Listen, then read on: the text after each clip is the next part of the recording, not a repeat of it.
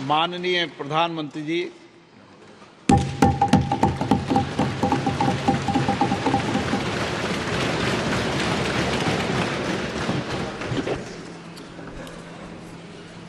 आदरणीय अध्यक्ष महोदय, ये सदन का सौभाग्य है कि आप दूसरी बार इस आसन पर विराजमान हो रहे हैं। आपको और इस पूरे सदन को मेरी तरफ से मैं बहुत बहुत बधाई देता हूं।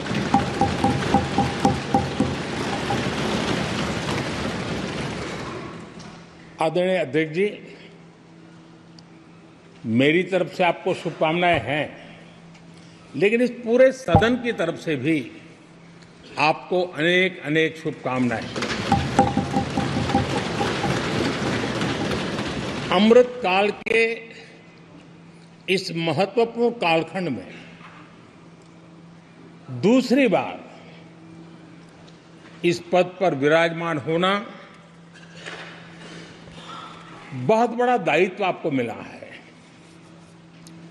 और आपका 5 वर्ष का अनुभव और आपके साथ हम लोगों का 5 साल का अनुभव, हम सबका विश्वास है कि आप आने वाले 5 साल हम सबका मार्गदर्शन भी करेंगे और देश की आशा अपेक्षाएं पूर्ण करने के लिए ये सदन अपना दायित्व निभाने में आपकी बहुत बड़ी भूमिका रहेगी।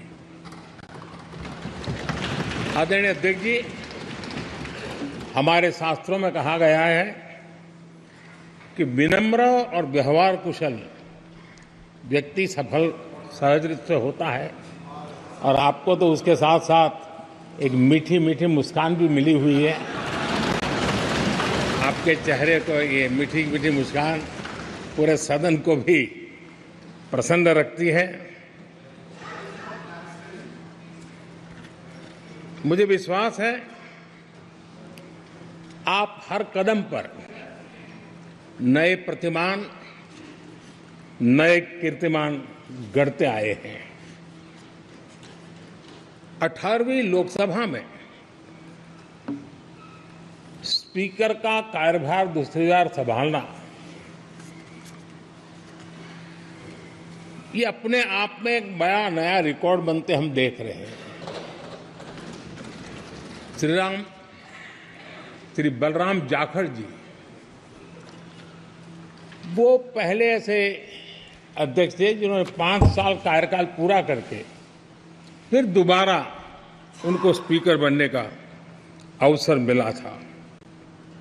उसके बाद आप हैं जिन्हें 5 साल पूर्ण करने के बाद दोबारा इस पद पर आसीन होने का अवसर मिला।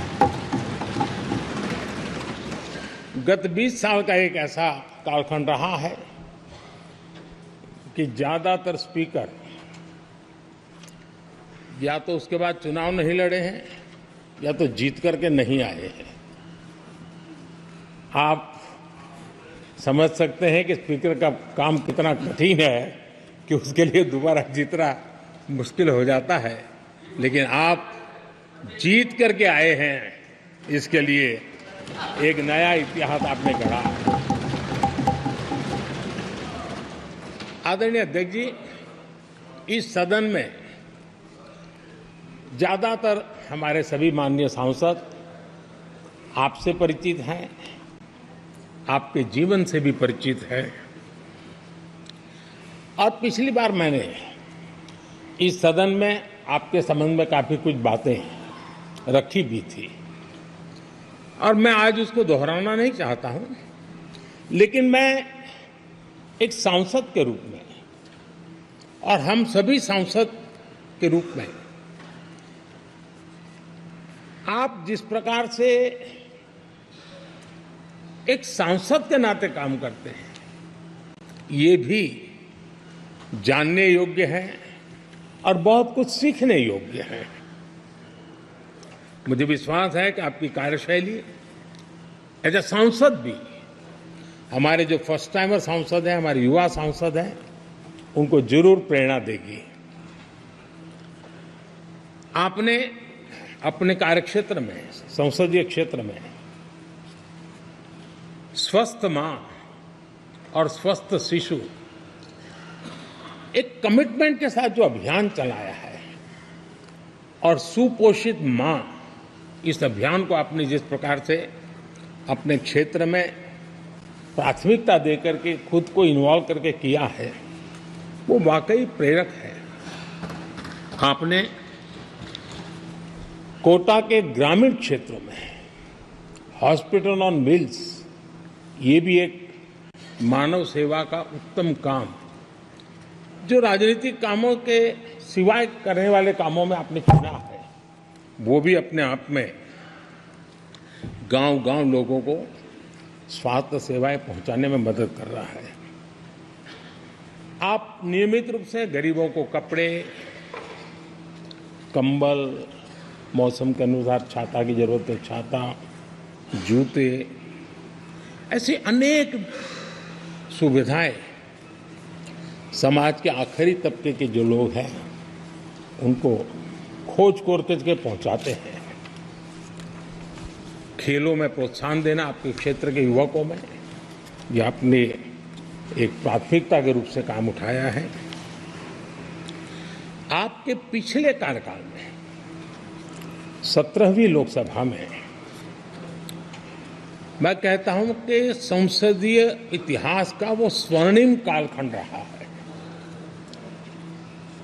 आपकी अध्यक्षता में संसद में जो ऐतिहासिक निर्णय हुए हैं, आपकी अध्यक्षता में सदन के माध्यम से जो सुधार हुए हैं,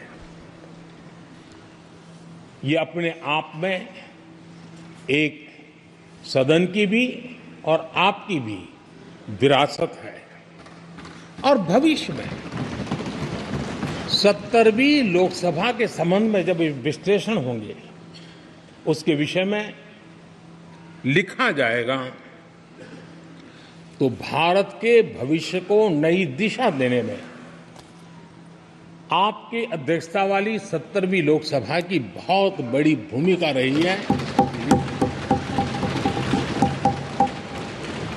आदरणीय अध्यक्ष जी, 17वीं लोकसभा में नारी शक्ति वंदन अधिनियम 2023, जम्मू कश्मीर पुनर्गठन विधेयक, भारतीय न्याय संहिता, भारतीय साक्ष्य बिल, भारतीय नागरिक सुरक्षा संहिता, सामाजिक सुरक्षा संहिता, digital personal data protection bill, मुस्लिम महिला विवाह अधिकार संरक्षण विधेयक, transgender persons protection of rights bill, consumer protection bill, direct tax विवाद से विश्वास विधेयक, सामाजिक, आर्थिक और राष्ट्रीय महत्व के ऐसे कितने ही महत्वपूर्ण ऐतिहासिक कानून 17वीं लोकसभा में आपकी अध्यक्षता के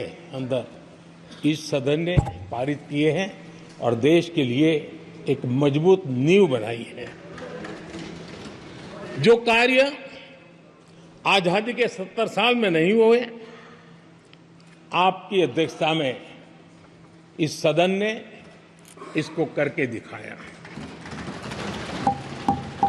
आदरणीय अध्यक्ष जी, लोकतंत्र की लंबी यात्रा में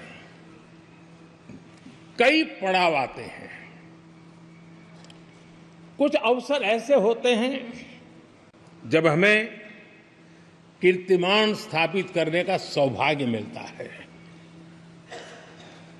17वीं लोकसभा में उपलब्धियां, मुझे पूरा विश्वास है देश आज भी और भविष्य में उसका गौरव करेगा। आज देश अपनी आकांक्षाओं की पूर्ति के लिए भारत को आधुनिक बनाने की दिशा में जब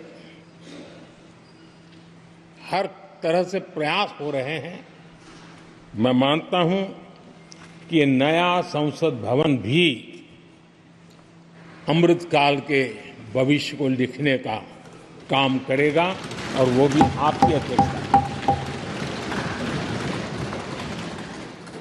नए संसद भवन में हम सबका प्रवेश आपकी ही अध्यक्षता में हुआ और आपने संसदीय कार्यप्रणाली को प्रभावी और जिम्मेदार बनाने का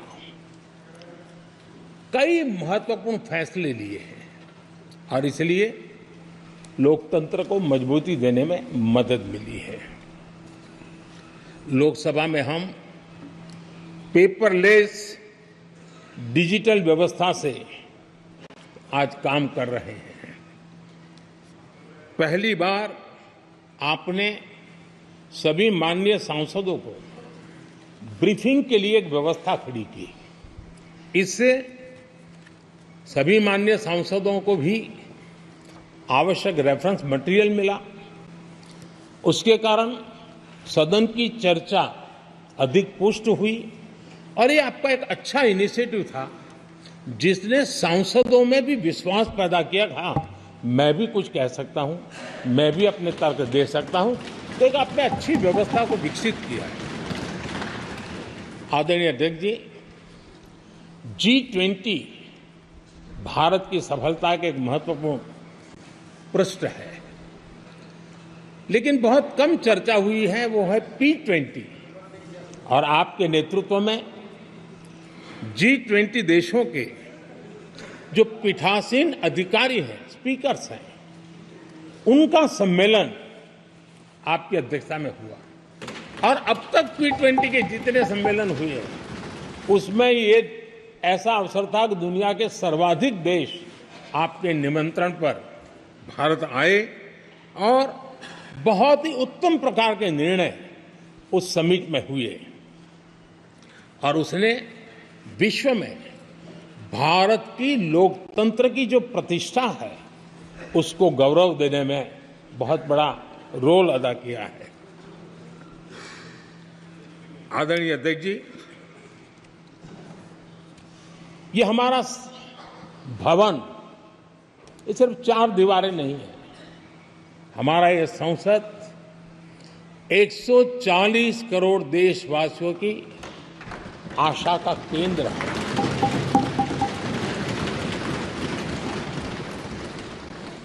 संसद की कार्यवाही, जवाबदेही और आचरण हमारे देशवासियों के मन में लोकतंत्र के प्रति जो उनकी निष्ठा है उसको और अधिक मजबूत बनाता है। आपके मार्गदर्शन में 17वीं लोकसभा उसकी प्रोडक्टिविटी 25 साल के हाईएस्ट लेवल पर 97% रही और इसके लिए सब माननीय सदस्य तो अभिनंदन के अधिकारी हैं, लेकिन आप विशेष अभिनंदन के अधिकारी हैं। कोरोना जैसे मुश्किल कालखंड में आपने हर सांसद से व्यक्तिगत फोन पर बात करके उनका हाल पूछा। कहीं किसी सांसद की बीमारी की खबर आई तो आपने सदन के अध्यक्ष के नाते व्यक्तिगत रूप से उसकी चिंता की और वो सभी दल के सांसदों से जब मुझे सुनने को मिलता था मुझे बड़ा गर्व होता था कि जैसे आप इस सदन के परिवार के मुखिया के रूप में उस कोरोना कालखंड में भी व्यक्तिगत चिंता करते थे। कोरोना काल में भी आपने सदन का काम रुकने नहीं दिया। सांसदों ने भी आपके हर सुझाव को सर आंखों पे चढ़ाया। किसी को ऊपर बैठने के लिए कहा तो वो वहां जाके बैठा, किसी को दूसरे जगह भी जाके बैठने के लिए कहा तो वो भी बैठा, लेकिन देश के काम को किसी ने रुकने नहीं दिया। लेकिन आपने ये जो फैसले किए उसका परिणाम है कि हम उस कठिन कालखंड में भी कार्य कर पाए। और एक खुशी की बात है कि कोरोना काल में सदन ने 170% प्रोडक्टिविटी ये अपने आप में दुनिया के लिए एक बहुत बड़ी खबर है। आदरणीय अध्यक्ष जी, हम सब चाहते हैं कि सदन में आचरण, सदन के नियमों का पालन हम सब करें, और आपने बड़े सटीक तरीके से, संतुलित तरीके और कभी कभी कठोरता के साथ भी फैसले लिए हैं। मैं जानता हूं कि ऐसे निर्णय आपको पीड़ा भी देते हैं, लेकिन सदन की गरिमा और व्यक्तिगत पीड़ा में आपने सदन की गरिमा को पसंद किया और सदन की परंपरा को बनाने का प्रयास किया। ये साहसपूर्ण काम के लिए भी आदरणीय अध्यक्ष जी, आप अभिनंदन के अधिकारी हैं। मुझे विश्वास है आदरणीय अध्यक्ष जी, आप तो सफल होने ही वाले हैं, लेकिन आपकी अध्यक्षता में यह 18वीं लोकसभा भी बहुत सफलतापूर्वक देश के नागरिकों के सपनों को पूर्ण करेगी। मैं फिर एक बार आपको इस महत्वपूर्ण दायित्व के लिए और देश को विकास की नई ऊंचाइयों पर ले जाने वाले इस सदन की अध्यक्षता के लिए हृदय से बहुत बहुत शुभकामनाएं देता हूं।